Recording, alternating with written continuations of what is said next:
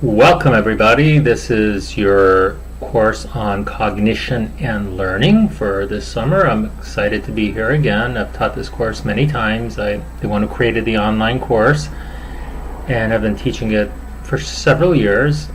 So today what I want to do is just introduce you to the course and discuss the syllabus, the assignments that you have to do. As you can see, my name is Daniel Rodriguez. I am a professor, actually not in psychology, but in the Department of Urban Public Health and Nutrition here at LaSalle University. I have a long-standing relationship with the Department of Psychology. I actually started teaching for psych initially. Now I do statistics. I'm the statistician for a lot of people, so I always say half stats will travel. So I was able to move from discipline to discipline, and I landed in public health, but I maintained my strong relationship with the Department of Psychology, and so that's why I am here today. So let's get rolling, right? So the easiest way to contact me is through email. You can try calling my phone, but if I'm not in my office, I'm not going to get that. So email is very efficient. I check my email constantly, many times a day. So please use that mode. I don't have any specific office hours, however, and you're not expected to be on campus anyway. However, if you have questions, we can set up an appointment either by phone, or if you're on campus and I'm on campus, we can meet in person too. It's very rare that I've met anybody on campus for this course. Again, you don't have to be here. The beauty of taking an online course is you can be anywhere. You can be on the beach, you can be in the mountains, somewhere hiking, you can be anywhere. Our textbook is James Mazur's 8th edition, Learning and Behavior. I love this textbook. It's quite intense. Don't let the learning and behavior fool you because you think, where's the cognition? Well, there's a lot of cognition in everything we do, and just try to imagine always how everything that we learn affects our cognition. So cognition doesn't appear on its own spontaneously. It's related to the behaviors that we engage in. So just keep everything in mind. There will be some additional readings that we have, or at least one additional reading that we have that is, I think, well, two actually, that are quite intriguing, and hopefully you'll enjoy them. The course starts Monday promptly on the 21st and ends on August 2nd. So just you can read all this information about the course on your own, but essentially the goal here is to help you understand why people behave and think the way they do. And this is critical these days with the tremendous amount of negligent thinking, mindless thinking, which seems to be very robotic.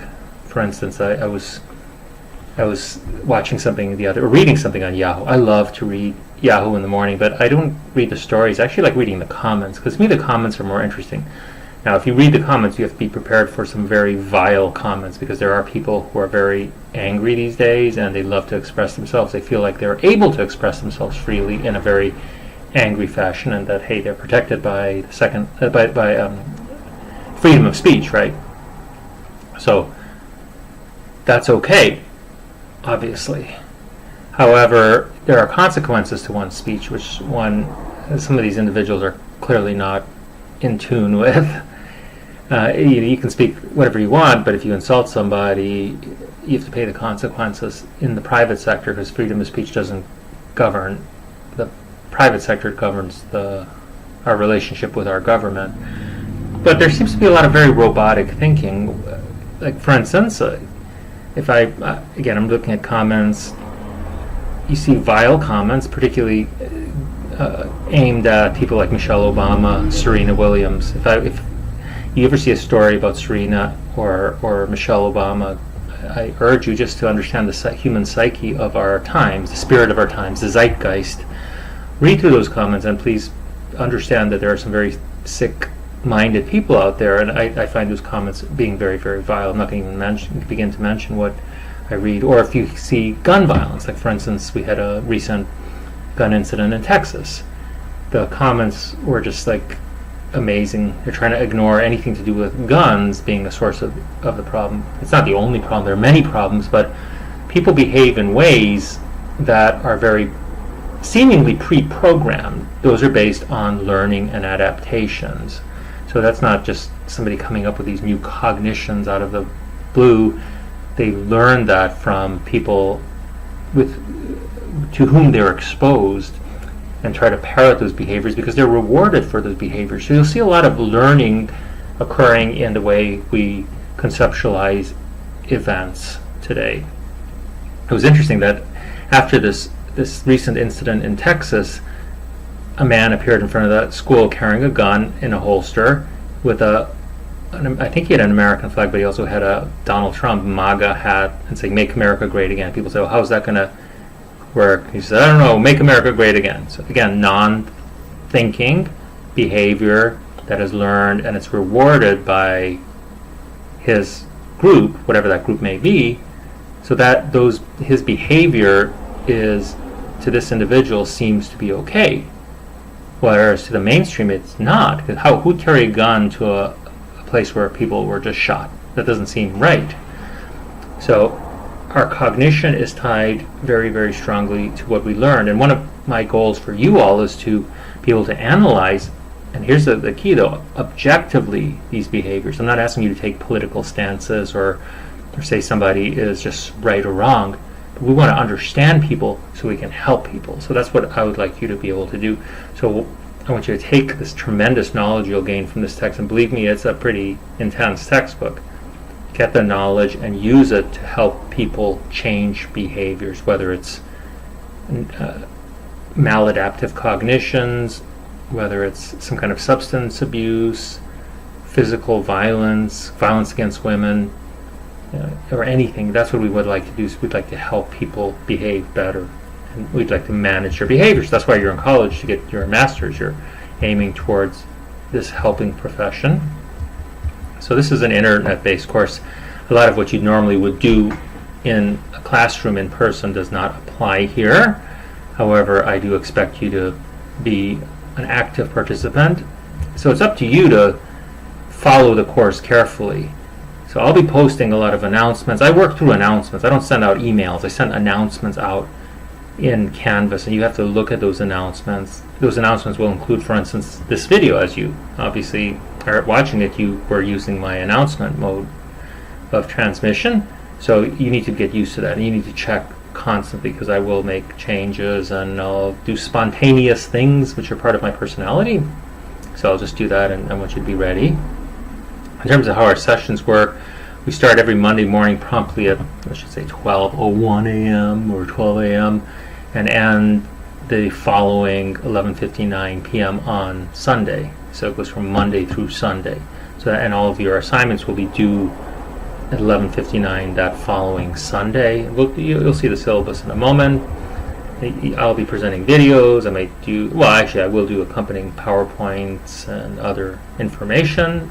Sometimes I'll just post items for thought and discussion other than what we have as our discussion items. So it's important for you to keep on checking all the time. In terms of the grade activities, this will be new for some of you. We have at least one student who is a student in public health who's in your course right now, so she knows, she's aware of this type of presentation style or assignment style, but so you'll see that in a moment.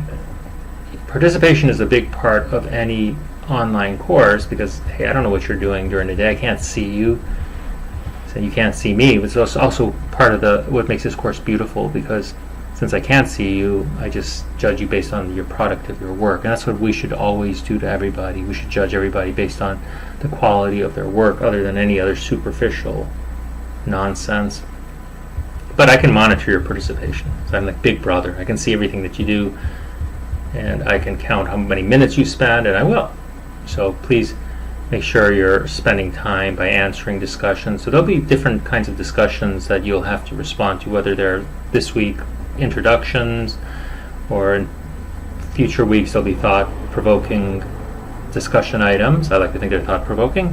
And you'll also be posting responses to your peers' presentations. You'll see that in a while. So there's things that you have to do. There's work that you have to do. So this is regarding your peers this presentation, you are also required to comment on at least one weekly presentation based on the group assignment, which you'll see shortly.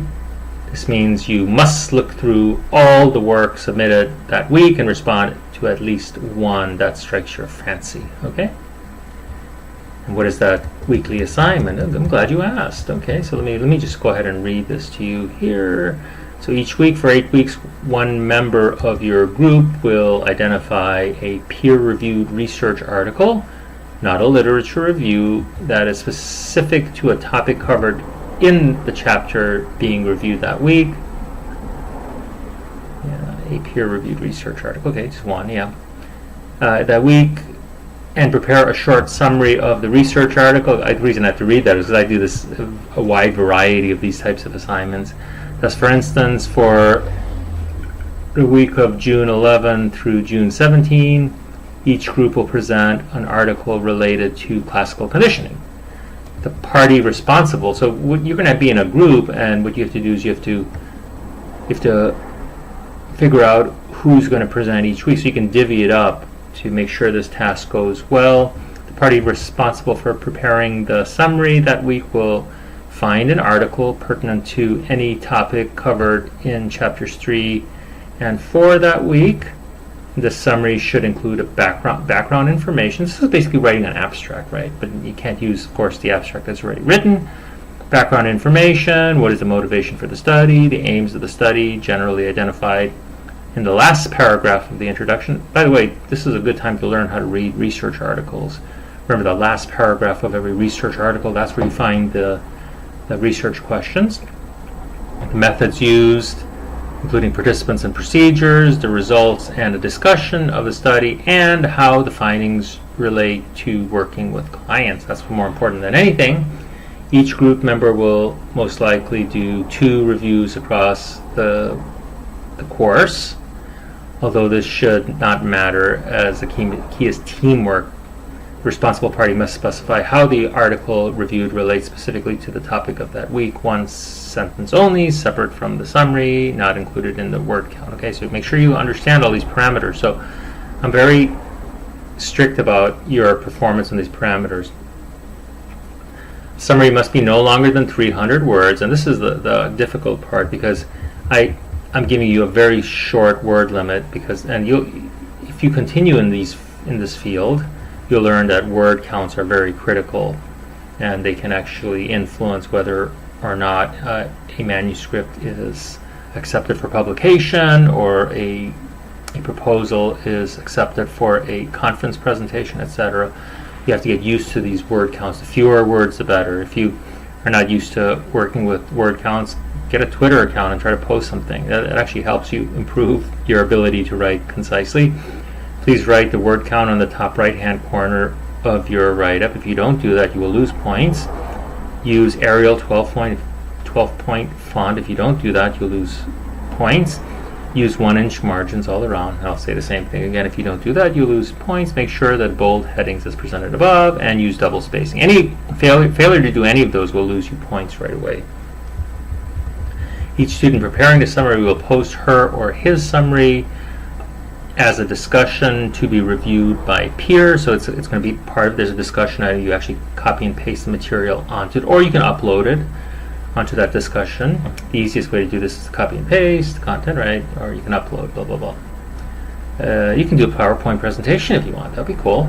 Finally, if you want to do something fancy, you can do a video. Ooh, that'd be fun. I'd like to see you do that. I use this Camtasia video tool, which is awesome, which allows me to edit videos afterwards. Yes. In terms of grading, as this is a graduate course, you'll be graded on the entire presentation. Grammatical and spelling errors will not be tolerated. Anybody who knows me, I take off for anything, any little, like, you could have a perfect paper, but you have one thing wrong in terms of grammar. Like, you say your grammatical and spelling error instead of errors will not be tolerated. You'll lose points for that. 20% of the total grade is allocated to grammar and spelling. Another 25% is strict adherence to written assignments, assignment specifics, and then coherence of the presentation. That's important to me, because if I'm trying to read the death sentence is like awkward sentence. that means you're going to lose points there. I have to be able to understand everything that you write. That's part of being a graduate student, is learning how to concisely articulate something that's very complex. It's a good task to actually teach to your peers, so that you can actually practice articulating very difficult or convoluted concepts. Note that each peer review article already contains an abstract. If you're attempting to copy or paste the abstract, that's not good, and that obviously will be caught. We don't use Turnitin. I got to change that. We actually use VeriCite. Every one of your assignments will have a VeriCite score associated with it. I'm very picky about those VeriCite scores. I want to see them low, like 10% would be good. I might actually add that, update your rubric to include that as a criterion. I don't want to see anything like with more than 10%. It means you really need to learn how to summarize material. As anybody who's had a course with me before would know, is I tell you people to throw up on the paper, read the article, put it down, and then write it in your own words. That's the easiest way to do it. I mean, there's some things that you have to understand are going to be similar to the original article. Like if there's 20 participants, you want to write 20 participants. I mean, how else are you going to write that? However, for the majority of what you read, you are going to put it in your own words. And we'll have 2 exams, generally multiple choice. They're actually pretty intense and long, so just be prepared. Read. That's the best thing you can do. Read, read, and read. The more you read, the better you do. As far as I'm concerned, or as far as my credentials are concerned, I graduated from the University of Maryland with a PhD in human development with a focus on educational psychology. I also completed a postdoctoral fellowship in the School of Medicine in the Department of Psychiatry at the University of Pennsylvania. Along the way, I also picked up my master's degree in education with focus on multicultural counseling from San Diego State University. And did I write that? Yeah, and also a BA in psychology, both from San Diego State University. I'm from Washington, D.C. So I'm currently a professor in urban public health and nutrition. I mentioned that, so you can look at my info if you like. I do a lot of grant writing, a lot of statistical consulting. That's what I do. That's besides teaching. That's my primary work. I teach courses in stats and research methods, capstone for our public health program. So I'm the research guy, basically. As far as my research is concerned, I do a lot of research. So if any of you are interested in doing research as a career, you should let me know, and maybe I can guide you in the right direction. I focus primarily right now on adolescent and adolescent smoking. I also focus on adult smoking cessation, adolescent extracurricular activities, physical activity, and the sense of self processes. And I do tons of stats work for all kinds of stuff. I mean, like right now I'm currently going to start a project with this group in town that looks at selective mutism, which is kind of as a speech communication / psychological disorder. So I do everything. I've worked with anorexia, I work with obviously with smoking a lot, but all kinds of areas. I did even sports psych. That was my original love. So we'll be talking some sports psych over the course of this summer. You'll see that when we get do some Rafa Nadal stuff later on. I play a lot of tennis too, so I play a lot of tennis. And oh, by the way, in the winter I teach skiing. I'm an instructor at Blue Mountain. So between skiing and tennis, I'm like totally gung-ho crazy. I used to do martial arts too, so maybe some of that will pop in as well. So today this week is just basically a course orientation. Get yourselves used to this whole system and me, and then we'll start reading. And you'll see, as you can see, that all these everything is due next week, because of the holiday. We basically start on Tuesday instead of Monday. So, but other than that, everything is pretty clear, hopefully. And please be a willing and happy participant. And I'm looking forward to an excellent summer. Thank you very much, and as they say in Hawaii, aloha.